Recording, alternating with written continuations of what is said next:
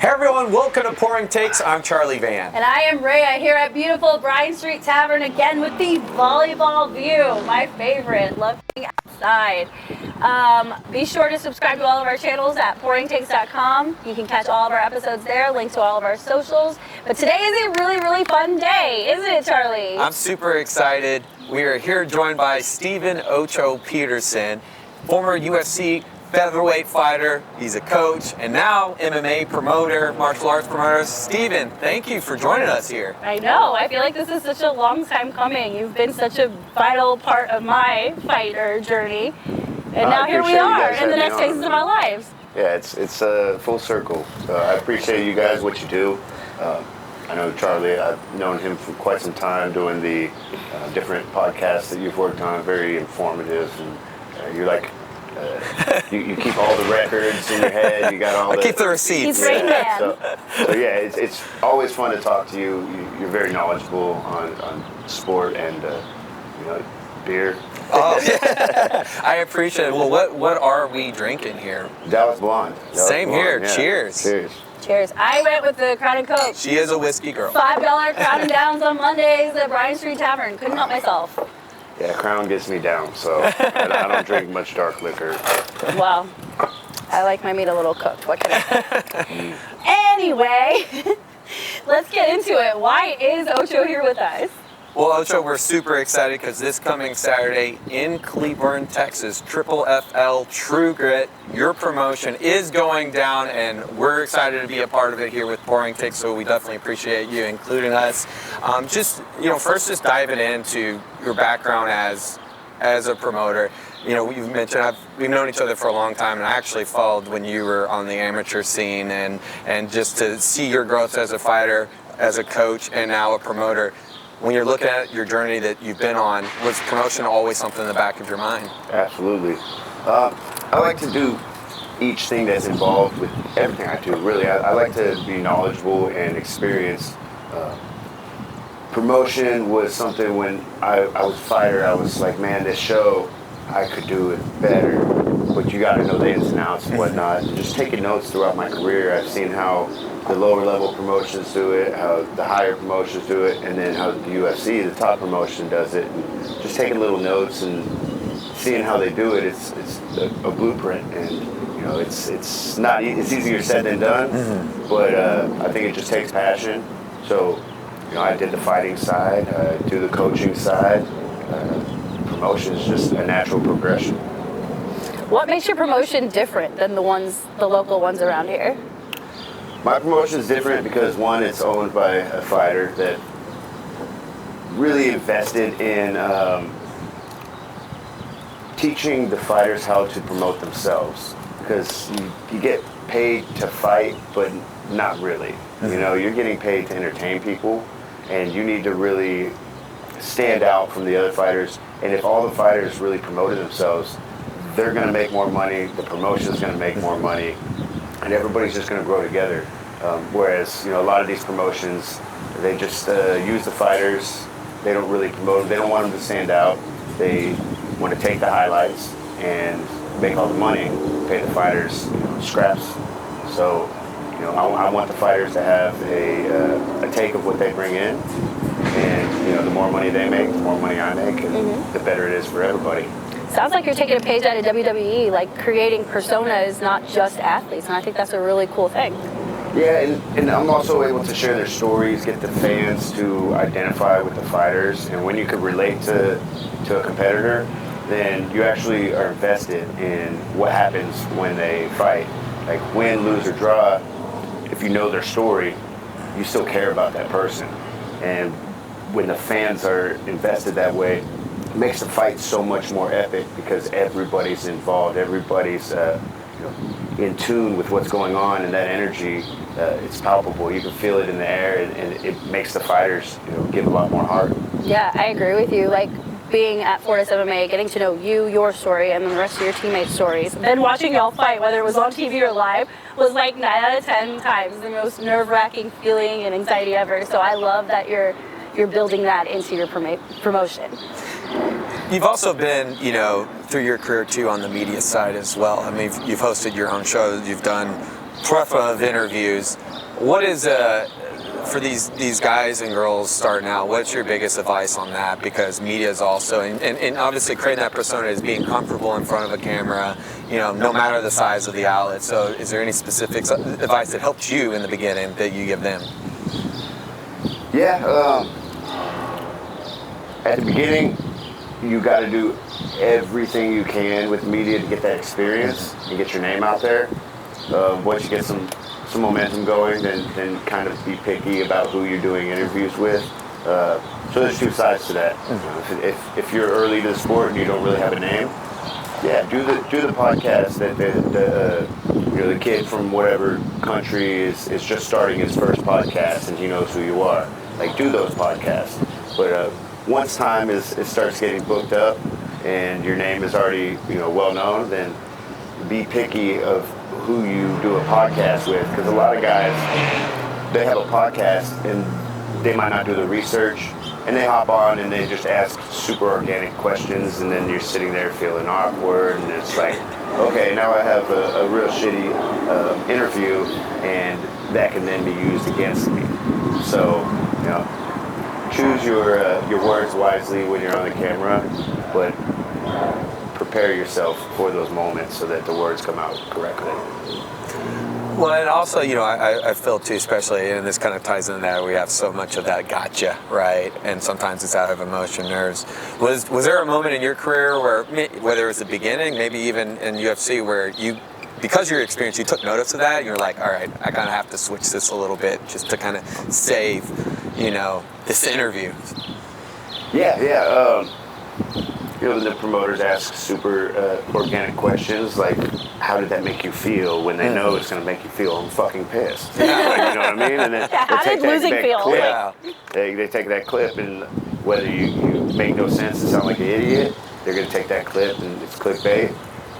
Or if you say something like about your opponent, like, make sure, don't necessarily script, but have key points that you want to say and rehearse those.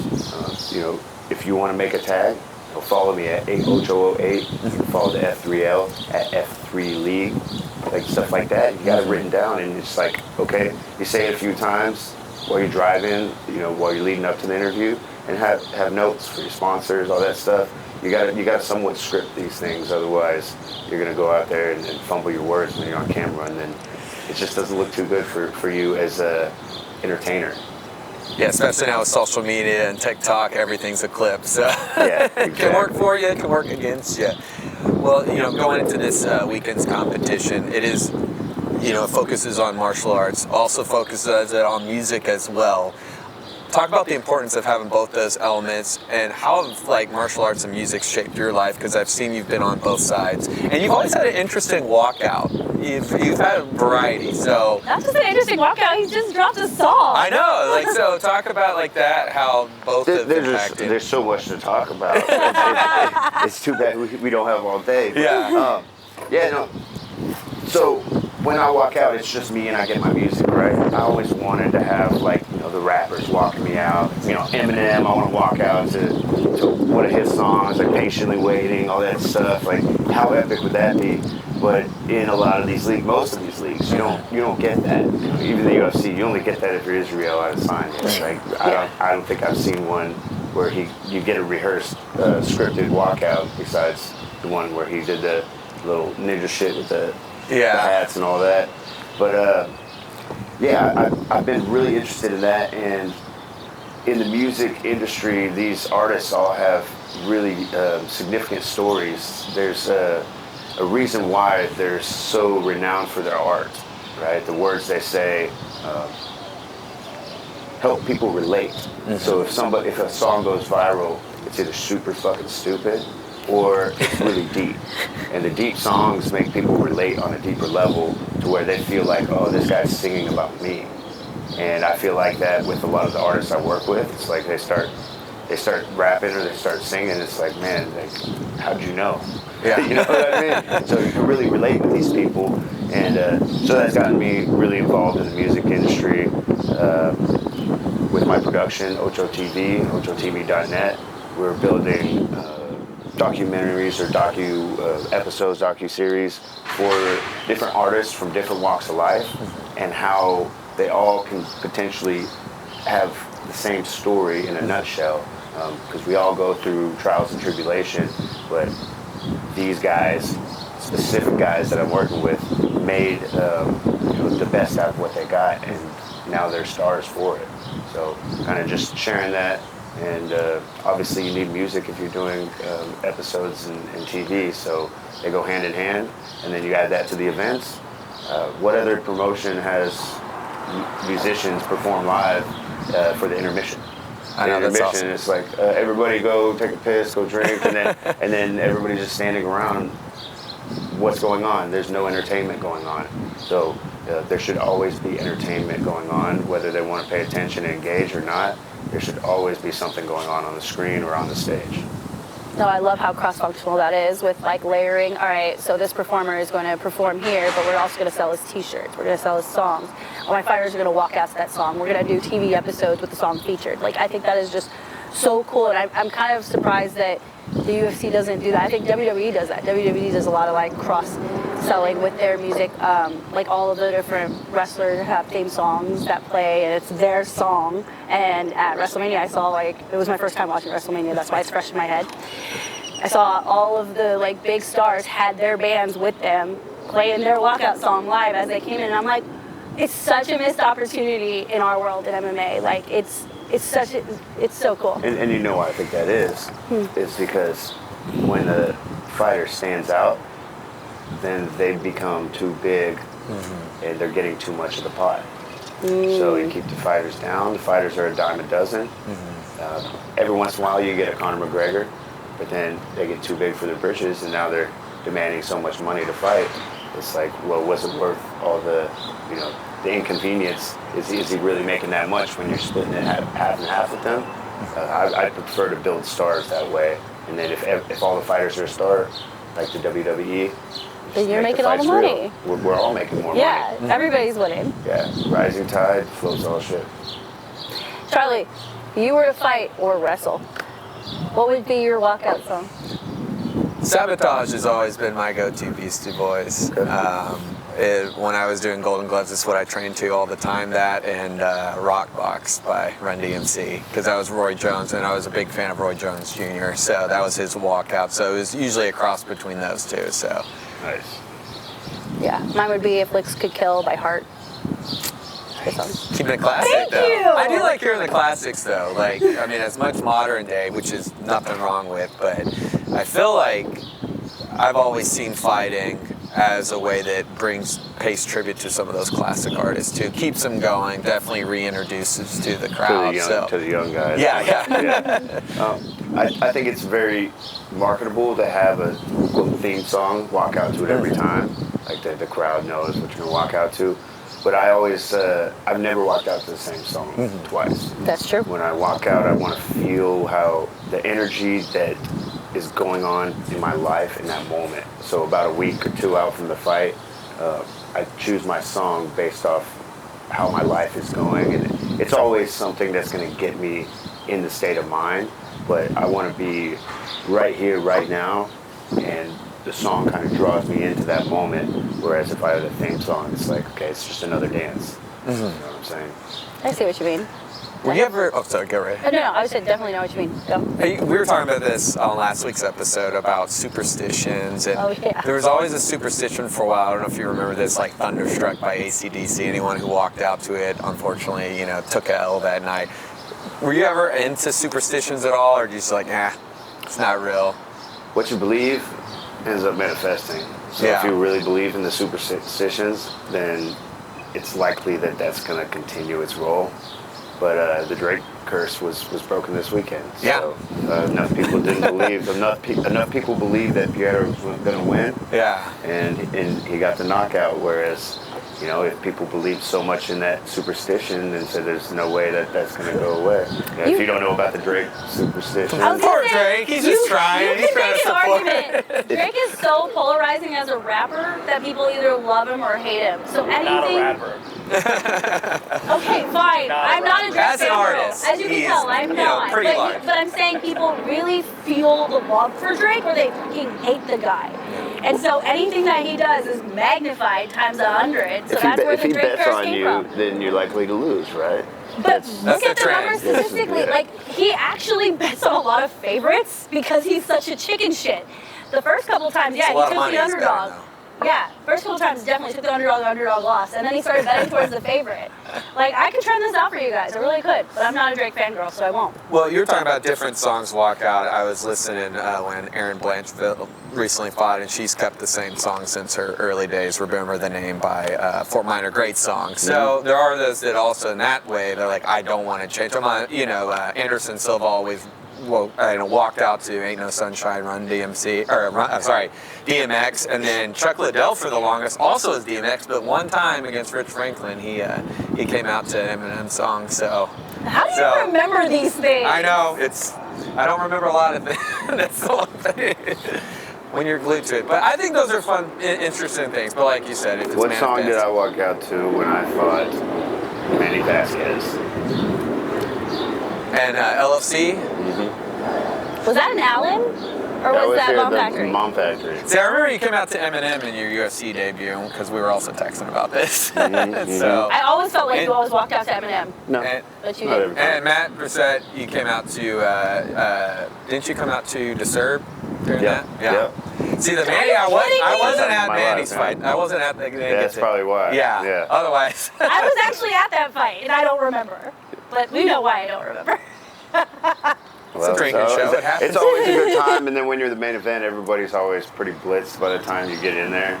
You get done, it's like, man, I gotta catch up. Well, You did. that was You did a always great job. interesting though, because I remember with LFA, because you couldn't come out to because of the televised to Maine. So was that ever polar? Like, did that even matter? Because I'm sure it's so cool getting to walk out. I'd get to walk out, but it was always a censored version of the song, which kind of like, man, what the fuck? Yeah. Give me my shine.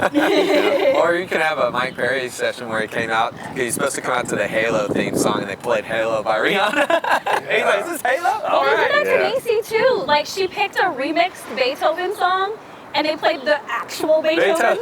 And she walked out to Beethoven. I was like, what is happening here? It happens. In my pro debut, I walked out to, I chose a song. I think it was like Never Enough or something like that. Yeah. And then they played I Could Use Somebody. Oh, yeah. Oh, no. Kings of Someone Leon. like you. And I was like walking out, I was like, I wanted to turn around and be like, no, but then it would be like, the song would be like, with the act of me turning around, I could use somebody. It was like, no, I'm not gonna play into that. Some people do that to try to get in your head. Yeah. And I saw it happen to my main event in my rivalry too. I don't know if it was intentional, but the kids stood in the tunnel and they were like, what the heck? Like, they were playing some foo-foo song and he didn't want to walk out. And eventually he was like, all right, screw it. He just walked out. So they were laughing about it. The poor kid ended up losing, so it might have fucked with his head. But it happens. So you just gotta shake it off and Okay, take it like okay, you're trying to get in my head. Well, now I'm gonna make you pay for that. Or you own it like Tai Tuivasa, who always has like some ballad like My Heart Will Go On and stuff like dance just to own it. you know? And half the time he's winning, so it's like you own it. I mean, I think if you own it, if you own a mistake, then you can turn an L into a W real quick. Plus, how serious in his own fight is, so like everyone has their way of dealing, with those nerves.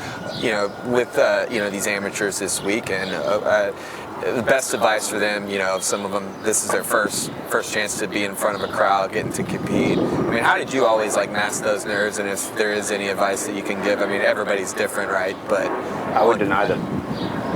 Yeah. They'd say, "Are you nervous?" I'd be like, "No." Like, this guy is gonna fight me and try to beat me up, but there's a ref there to save me. Yeah. I've been jumped, like in the country where you don't know if you're gonna live or die. I've been jumped by a bunch of Mexicans, and it's like you don't know if you're gonna get stabbed. I'm fighting for my life.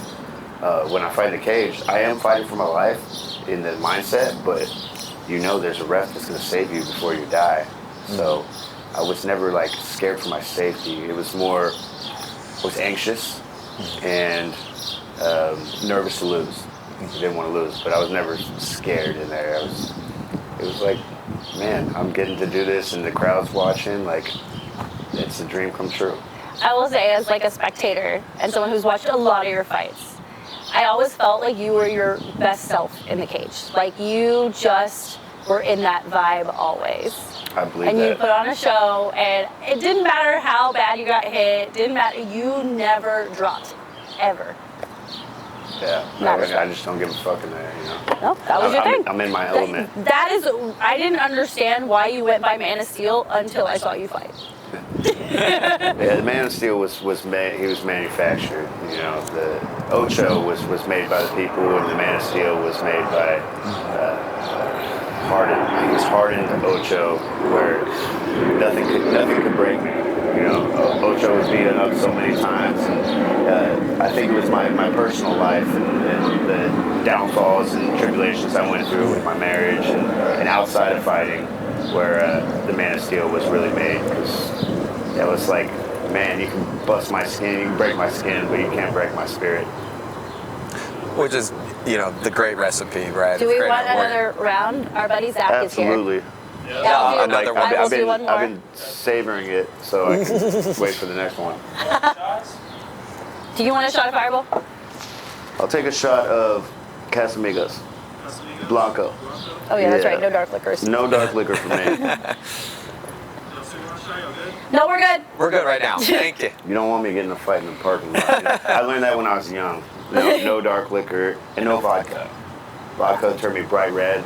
It's like allergic kind of. Something, but Dank vodka doesn't do that to me. Really? Shout out Dank. I think very pure, like vodka is a triple filter. The organic. Yeah, something like that. But like, Something. you know, something like Tito's is supposed to be pretty good, but nah, bro. Nah. Just your body. Even shitty liquor. I gotta, like, I'm bougie. Well, you've earned every shitty right to tequila. this point. If I drink Patron, it's supposed to be pretty good, but Patron will make me red-faced. So what's your go-to drink, like, if you're just chilling? Tequila Sheila. All right. What does that mean? Tequila Sheila. It is a tequila brand, and she's a great sponsor of mine. Okay. And she is doing very well for herself in these days. With distribution needs to keep up, but you know, Tequila Sheila, shout out. You can get it at all your regular liquor stores, Specs, Total Wine, and she's a great person here local. So support local, Dallas Bond. Yeah. We love our And local then brands. if they don't have her behind the bar, then we need to talk to the owners, get her behind the bar. And Casamigos is a great second place.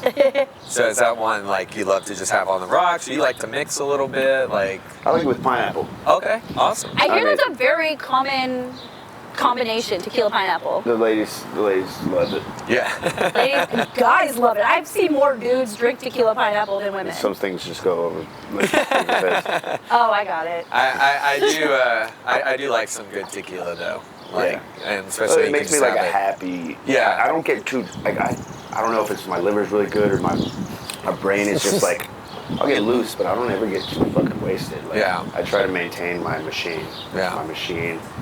I'm behind the wheel of me, and if I act ass, then that's kind of ruined a lot of things I'm working on. So I always maintain my character. I try to We all tried to. center myself and not act out of character after a few drinks. I'll get a little looser, I'll be a lot nicer with the ladies, but I'm still, my morals stay intact. No, that's always good when you can, like, hone that in and just have fun. And, Yeah, if I gotta walk a straight line, try me out. You know? Stand on one leg. How about you try to stand on one leg? Well, do you like to dance? You ever? No. No. I can say I hate I've Dancing never with the seen Stars, them right? I dance. hate dancing, but if you get me drunk enough, I will dance and make an ass out of myself. But I try not to get that drunk. It would take a lady, so there's layers to this. I get a little loose, and then a lady comes along and then gets me even drunker, and then I'll get past that point where I'm like, all right, I'm not driving nowhere. I'm not there's nobody around. Like, there's nobody around that would use this against me. You know. I don't know. I try not to care about what people think. Yeah. But when it comes to dancing, you gotta let go of all inhibitions. This is the dancing king right here. I know that dude. Man, if you ever seen Charlie dance, like this dude breaks it down. I can take some lessons. Charlie's been my longtime dance partner. It's cardio. It's extra cardio.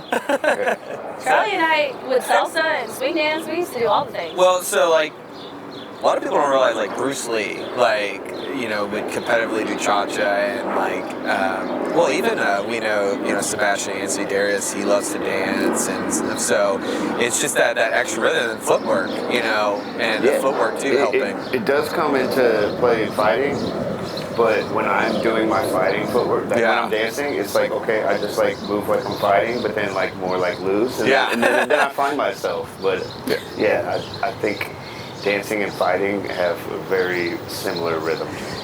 Yeah, I mean, and both the focus into the discipline, both communities, like dancing and martial arts, is so positive. And anytime doing either or, I just feel just pumped and excited. Now, if you take a leg kick, though, and then you go, but it's just both fun. And, you used to see people walk out and fight, and they would dance a little bit, too. I mean, obviously, like you said, Izzy. I mean, Izzy's really good. Anderson was good, too. I mean, there's been a lot of guys and girls. Valentina is like... Valentina can dance, yeah.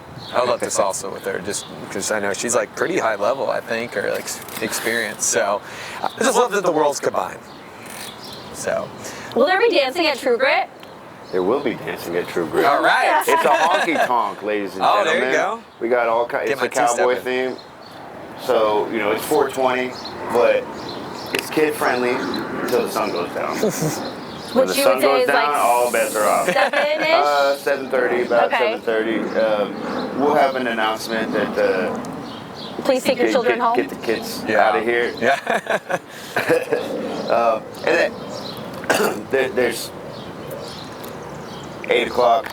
It's probably time to cut it off. Cut off the kids, because we have some exciting things planned for Tru Grit 420. Is there anything you can tell us outside of the food trucks, the actual fights, the musical performances? It will be the first ever backward boxing match televised live on TV. So what does that go into detail? Because that's new to me. This will be the first time I've explained the rules on any sort of camera. Oh, awesome. That's exciting. Breaking news. It was born over COVID. So I was... No, you're good, man. This is Thank you, Zach, as always. Always taking care of us. Thank you. Yeah, I don't know if I'm allowed to explain the rules. Thank you. Appreciate so you, man. let's have a shot to let's do the backwards shots. boxing and Tru Grit. Yeah, to Tru Grit, to new things. Yes, that is like, we always say, like Big Red on fire. So, backwards boxing. Over COVID, I overestimated that one. it was like, you go to sleep, and you what am I going to do tomorrow? Oh yeah, nothing, right? Like, everything's locked down. So I decided to say, fuck that. I left the house, went and hung out with my friends from back in high school. Just think about it, I've been fighting for, at that point, like 11 years, 12 years professionally. So I wasn't able to enjoy a lot of the things that, holidays, weekends the same, everybody that would go out after work on any given day. I'm at the gym. No, I had to say no to a lot of birthdays, a lot of parties, a lot of holidays. Just that enjoyment and the camaraderie with friends I didn't have. So over COVID, it was like, okay, I don't have to do anything. I'm going to go hang out with my hood rat friends. And so I kind of went on a bender, and we were hanging out. It was probably like 1 in the morning, and I was like, all right, screw it.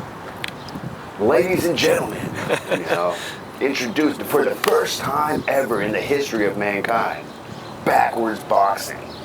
I got my buddies, they were down, and basically you go back to back, and you have to make eye contact with the camera held by the judge. So there's the judge's eye contact, and the camera is catching your eyes, right? And the rule is, if you break eye contact, you lose. So now we've got into, we're doing 3 rounds, but you have to look your judge in the eyes. You're back to back with your opponent. You got to swing. Oh my God! That's better than power slap, I It's think. Right? fucking entertaining. It's hilarious. It's entertaining. Nobody's gotten hurt. Barely even like get. Like, Yeah. It's unlikely you're gonna get hit significantly. You're going like this, you know, and then you look back and then you lose. So Unless you you have, can't like, look at the target. Pterodactyl Are reach your over there, you know. backwards boxing athletes trained in backwards boxing, or are they doing this on the fly? It is. Nobody knows the rules yet. So people just signed up. They're down. Yeah. Okay, I love this even more. So they're down and they don't even know the rules. So we're gonna have at least one backwards boxing match on the card. It'll be somewhere later towards the main event, and nobody knows anything about it. So it's gonna be extremely hilarious. People are gonna be like, it's gonna be a WTF moment. And then when they see it go down, they're gonna be like, wow. And I'm very interested. TikTok or Vine? This might I'm be very a birth of- interested to see people's reactions to the sport. I am too. And you know, like I just got the email today. Texas is proposing to sanction slap Oh, in power Texas slam. All right. because right now we can do a slap match at our Tru Grit event, but once they sanction that, those will no longer be allowed in underground scene. Yeah. It'll go underground. Yeah. You know what I'm saying? Yeah. So they're seeing the UFC money, and the Yeah. UFC wants to add it to their events, like maybe as a pre-show or something in that capacity. So UFC is sanctioning slap. They're trying to get Texas. There's a lot of money behind it. Backward boxing, it's not sanctioned. Like nobody's ever heard of it. So we got the jump on that, and you know maybe one day you'll see backward boxing in an intermission at the UFC. You know what I'm saying? So I think it'll be pretty fun, and I'm excited for that. That's really cool. Look at you starting trends. You like that? I do like actually. I mean, hey, like I think. Well, you were mentioning like It's you know. stupid, it's No, funny, and it's entertaining. But this is what the world wants. This is what the world we needs. could do thrive mud on wrestling. these things. People would love that, and we might have a couple surprises in that, right? But Don't look at me and say mud wrestling, okay? We have endorsed that we are going to be promoting the first ever backward boxing match on live TV. Well, and we're such in a awesome time of invention, right? Just like how like you were just mentioning COVID, like all of our wheels are turning. And thank you obviously to like big platforms, even like TikTok. It made us like push out of the box. First ever time I got on TikTok and made a stupid video. I love the Mom Spaghetti. Mom spaghetti, yeah. I went viral by accident. On that right, I bleached my hair. Yeah, I was gonna say. Overnight. How long did it take you to get that out? Because you didn't have it too long. I headed for COVID. Yeah. Until There you go. COVID was over. I went to Mexico and then I came back normal. Yeah. I went to Tulum. Actually, I came back and bought a lemur. You did. That is right. So I Squeaks. don't think I ever recovered from that. Yeah. Well, you know what though? But you've been on the you've been creating so much though. I quantum leaped to a whole nother reality, and I didn't foresee myself retiring from MMA, but there's no way that I would be able to promote, run my production company, Ocho TV, and do everything else that I'm doing if I was still fighting, because fighting takes everything in your soul if you're going to be doing it on that level. Yeah. Yep. So, I hear that. yeah, and it was not something where I was going to risk everything I'd worked for. It was time to just put that on the shelf and focus on what's in front of me right now and create this this platform, and then who knows what the future holds.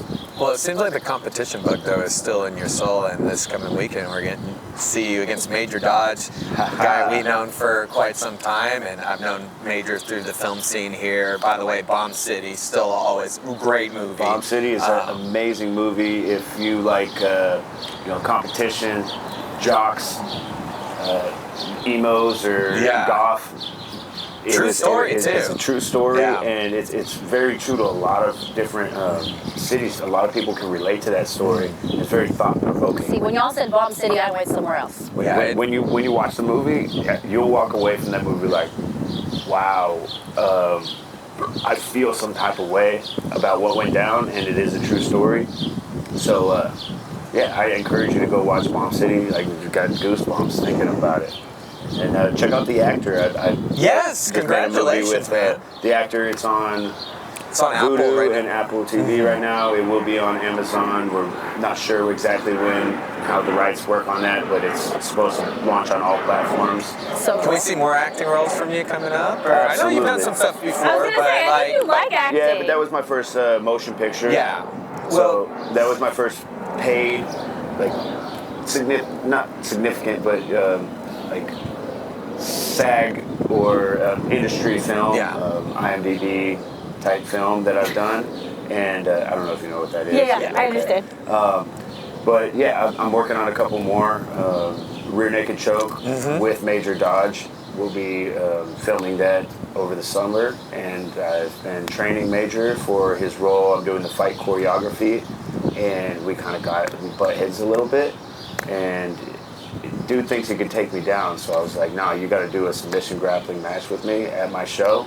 If you really want me to do this, then you need to do this. I love motherfucker. it. So step up. Put your money where your mouth is. You're not even going to take me down. I'm going to put you down.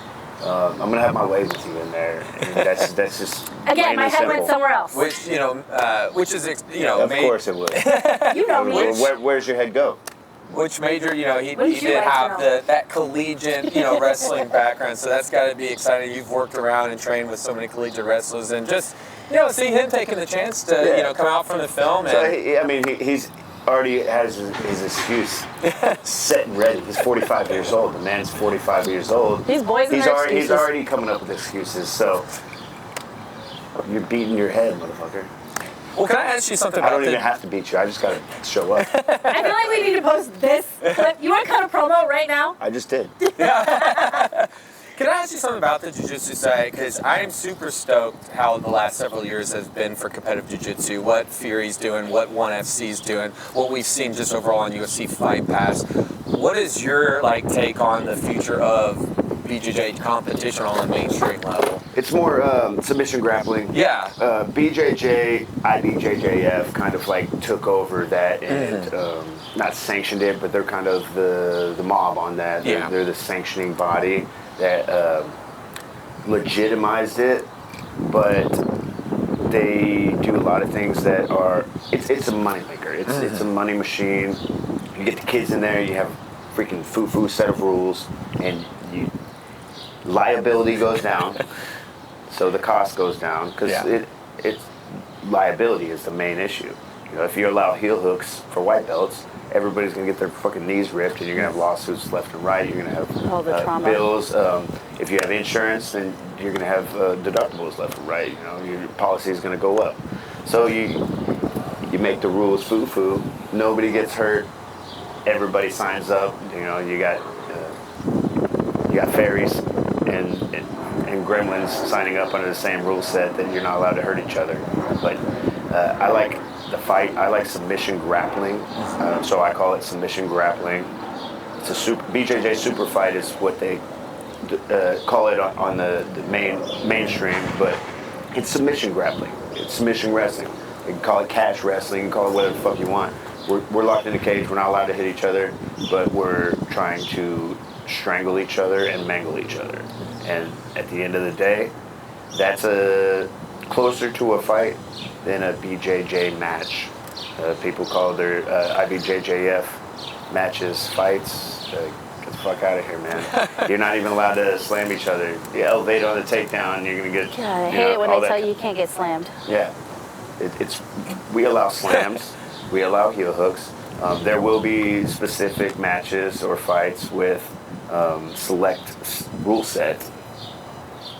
So that's our... if this guy agrees on this rules and this guy agrees on the rules, it's a match, right? But I like the no holds barred, and that's the matches I put myself into, is the no holds barred, because I enjoy the thrill of not knowing what's going to happen and having that never give up mentality. There ain't nobody that's going to break me. You're gonna have to put me out. Man, it's You're gonna coming have out to kill right now. me. Yeah, you're gonna have to kill me in there. There's nobody that's gonna make me submit or say daddy. Sam, uncle. I've rolled with you, and you have really good top pressure. Just saying that. That is like, as a former wrestler, like just what you do in your transition. Again, So I'm I excited. went somewhere else with that. I have top pressure in all aspects. Yeah. And there it is. I try to stay light on certain most lower belts, unless it's a competitive match with even blue belts nowadays. The level of the sport has gone up so much, but definitely purple, brown belts. Like, okay, now I'm going to use a lot of top pressure, but even when I'm trying not to be, it's just the position, weight placement. Even though I'm not putting all my weight there, just that position still makes me feel heavy because they can't move me. Yeah. My base is stable. So, it's just stuff that came from being a white belt, going against cops and 200-pound black belt cops that just love to put their chest hair in my face and try to waterboard me. And I always had that mentality where it's like, you're going to have to kill me. So they would, he's wiry, and just wet blanket me, and I'm not going to quit. Like, chest sweat on the face. Hairy chest. That is always, so I'm not gonna lie. Nothing. That always is kind of the worst though. I just feel like, I gotta. That was my beginning. No, you used to sweat a lot. I sweat a shit ton. Oh my God, when you and I used to train one-on-one, I would be like internally gagging. And I sweat a lot too, but because She'd be externally gagging as well. Not in your dreams, bud. In your dreams. Not like that, but you can take it how you want to take it. You ain't gonna get it. Remind us again, where can our friends and family and supporters get tickets for your big show? Get your tickets at f3levents.com. If you can't make it out, you don't want to miss the show, ochotv.net. $888 for the pay-per-view. If you order it this week before the day of the event. If you order it after the event or during the event, it's going to be $20. And if you subscribe to ochotv.net for $888 a month, you get all of our pay-per-views for free. And if that wasn't enough for you guys to tune in, Charlie and I will be on the scene doing pre-show commentary. We're going to be having our own shenanigans because, MMA is so... Oh, you guys are going to be lit by the end of the show. You might want to... dancing. He might be dancing. I don't know. I feel like I'm retired from literally... Oh, no, we got to make sure that we feed you and water down your drinks. Yes. Because by the end of the I feel show, like that's y'all directed in at the me more pre-show, than him. by the end of the show, I don't know what y'all are gonna say. Like, Long story short, shit show. Long story short, Charlie and I will be on the scene having a great time. Ocho is going to put on a great event, as he always does. You can check out Look Ocho forward to TV it. on YouTube.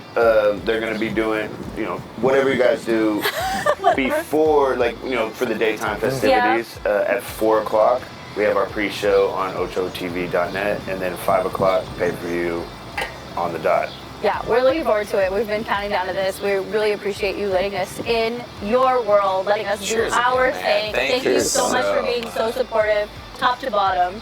You don't want to miss this show. We have Lucid coming out. Check him out online. Lucid, he's got album with Kasky. He beat Eminem's record for the most words rapped in Oh, wow. a minute. I did know that, actually. That's For I think it was Monster was the song. He remixed it and chopped it up. They said he couldn't do it. He fucking killed it.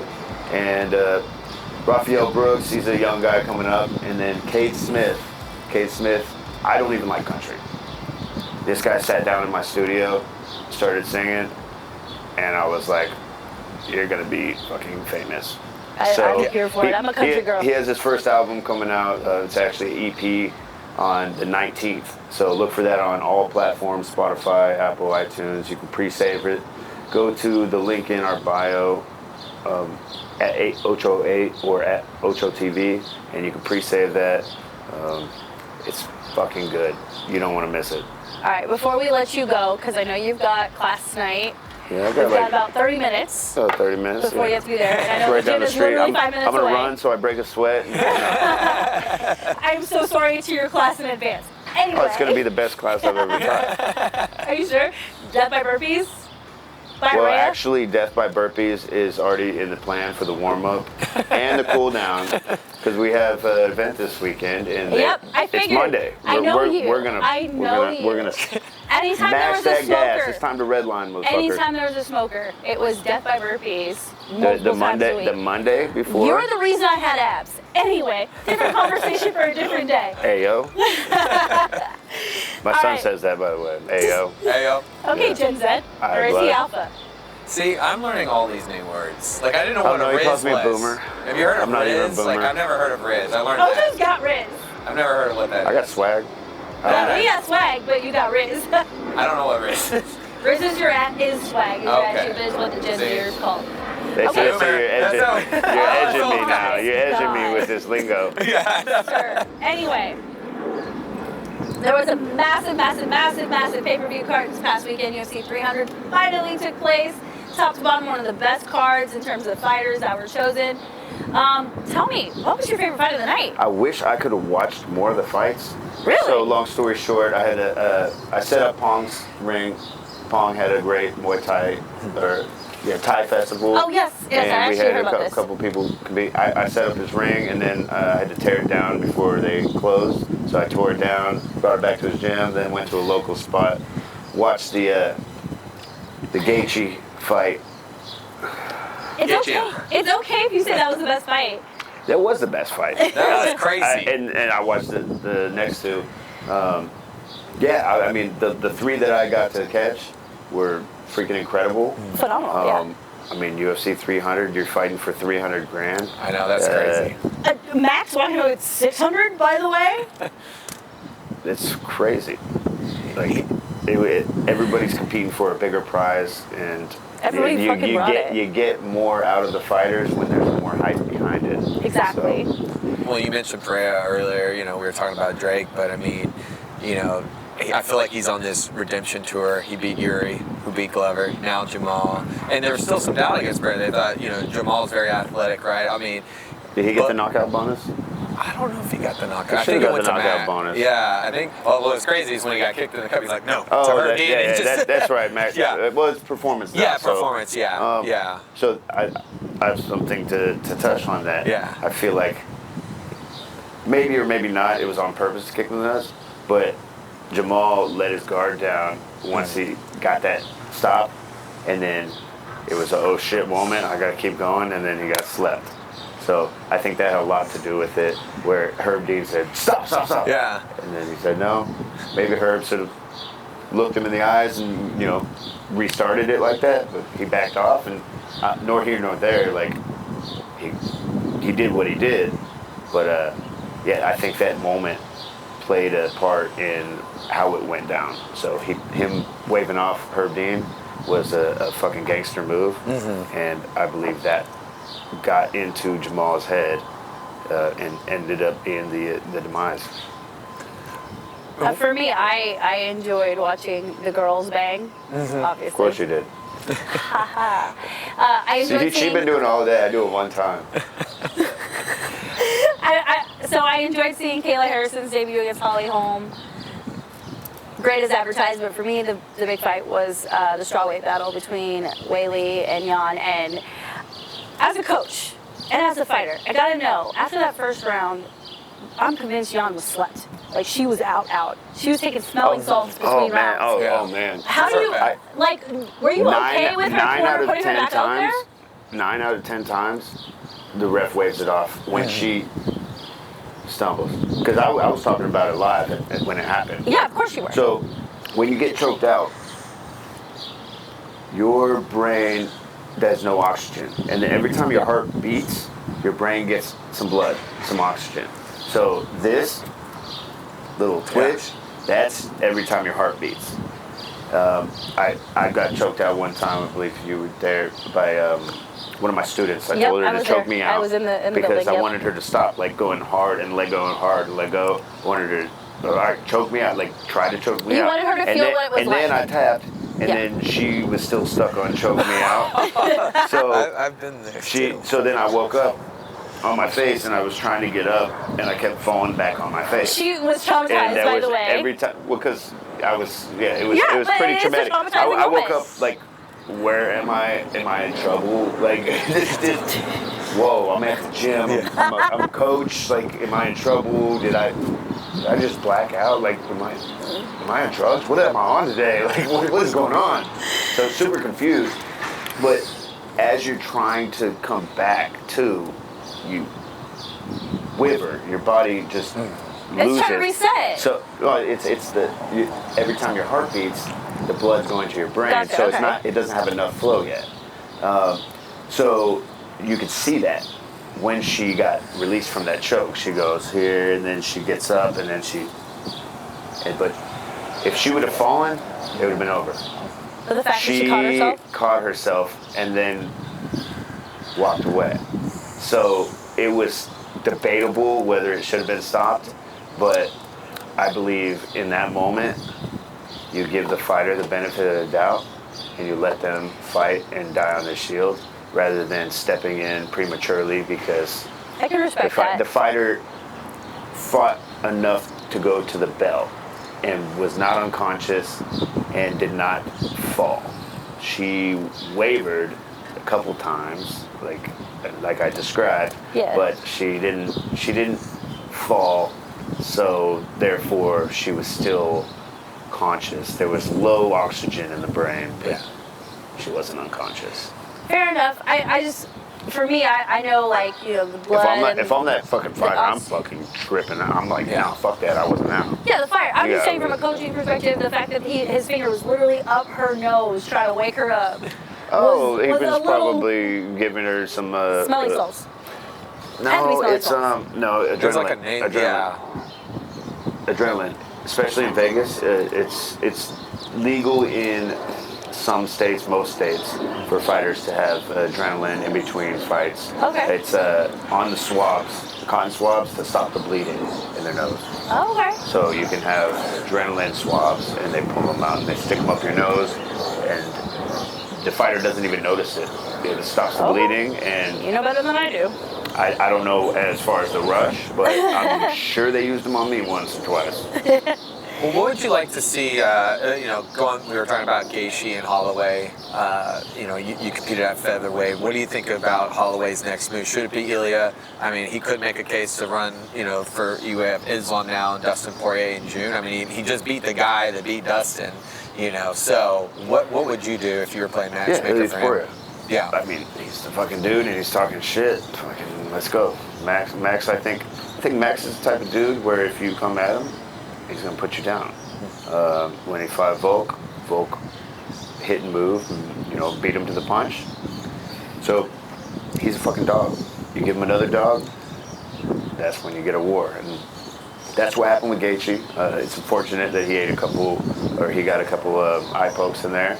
And believe it or not, that plays a large factor in how the outcome of the fight could turn out. I was going to ask. I thought the nosebleed too, because he broke his nose. Kick to the nose was insane. And then I just saw a video earlier, right in the final exchange, Max clashed in, and it's very debatable whether he got headbutt in that moment or not right before the overhand came. So it's like, not that anything was intentional, but it's chaos in there. I was going to say, that was the moment he said, stand and bang, 10 seconds, let's fucking go. And then he dropped in, and then it looked like it's the drill you make us do, right? You put us in a little box, right? You're like, just go. This is it. This is the only space you get, and that's exactly what happened. Mm-hmm. Oh my God, I replied your life to my real life. I hate you. Max is very good about standing in the pocket and still being defensively sound. It's blocking and countering rather than wailing. He gets his opponent to wail, and then he blocks a shot or moves out of a shot and then makes him pay for it.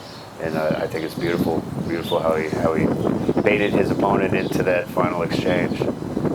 Yeah, it's not like Justin's one to say no to anything. So. No, let's fucking go. It's like Joey DeRosa did. Let's go. And then he goes and takes me down like a fucking bitch. That's one fight I would come back for. Well, how about real quick, I know you might not got a chance to see it, but, staying on featherweight, Aljamain Sterling makes a successful debut against Calvin Kattar. Obviously, fighting a smart fight on the wrestling, which I was like, he's got to do this, especially Kattar coming off knee injury, making him forced to stop those takedowns. Do you think he should still stay at 145, or let's see, he was calling out Brian Ortega possibly. I mean, that'd be interesting from the grappling standpoint. It's all about who you fight, man. Yeah. I was going to say, I have an opinion here. I think everybody should go up. Yeah. I would go, like, Shit, fuck cutting weight if it's a level playing field. Yeah. But if I'm cutting down to 145 and still fighting guys that are fucking 6'3", then, you know, what are we doing here? Yeah. It's a weight cutting battle. So I think everybody should go up. I think Ocho and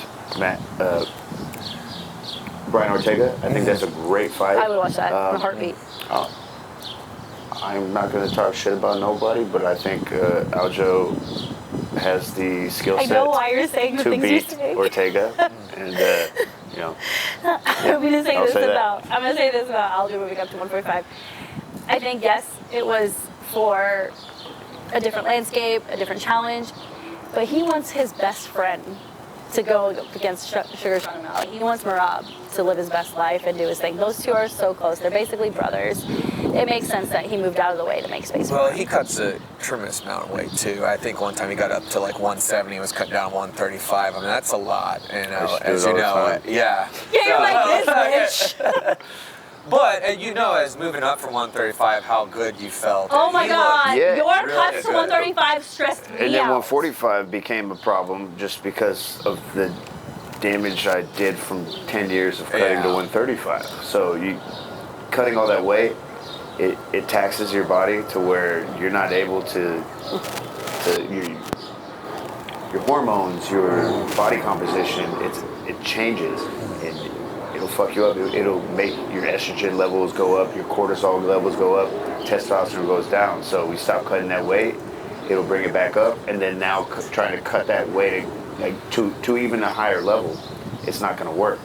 So now that you're I a applaud coach, Conor McGregor for stopping the 45 cut and then now He looked stopping like the a 55 zombie. cut. and now go to 170. And I know exactly why he's doing that, Yeah. and it's, Totally it's makes sense. And because with of age, the it gets damage harder. of what he did to fight at 145. You saw his weigh-ins. He was Well, he was 135 Ocho when he was fighting. Yeah, Oh my God. his face was like 135 so Let me tell you, I was around you a lot when you would cut down to 135, right? I would look at you and be like, do you want a cheeseburger? I thought I was gonna die. Literally, I thought you were gonna die. But I was willing to die Yeah. to make it where I am now. So tell me this as now that you're a coach. Well, you've been a coach for a while, but coach now you're a fight promoter. What are you telling these guys should be their base weight? Because you're probably looking at them like Tru Grit. Before you have your first weight cut, don't cut weight. Come to a Tru Grit show, same day weigh-ins. It's a exhibition sparring match where you have a crowd, you have a rehearsal for your big moment, and then you're able to level the playing field. And as a promoter, I can match these guys. Okay, you want to be a 135er as a pro. Okay, you're going to fight at 145 as an amateur, and then when you go pro, you're ready and prepared to make that cut because you know that you can only do so many of those. And then eventually, you know, once we get on the world level, I'd like the pros to go up as well. So just leveling the playing field. I agree with you. So like I remember when I was trying to get into the scene, you gave me a certain weight and somebody else gave me a different weight. The other weight was lower. But looking back at it, you definitely knew what you were doing. If And this was like both guys 2-3 agree, years ago. okay, we're you know similar size. Okay, we both kill ourselves and fuck up our whole health, or we. I'm not going fuck to up say our weight health cutting's the less, reason I blew out my knee, but it definitely had something to do with it. It does. The fatigue, the malnourishment, all that combined adds to injuries and health issues. So let's get rid of that, and you'll have a lot healthier fighters and better fights. Well, I really appreciated you stopping by. I know you've got a class to teach. Thank you so much, man. Man, it's my pleasure. I've been drinking Cheers. apple juice, and I enjoy it. We won't tell. Your secret's safe with us. It's sweet. All right, y'all have a great Thanks. rest of the week, and we'll see you next week for draft stuff. Bow.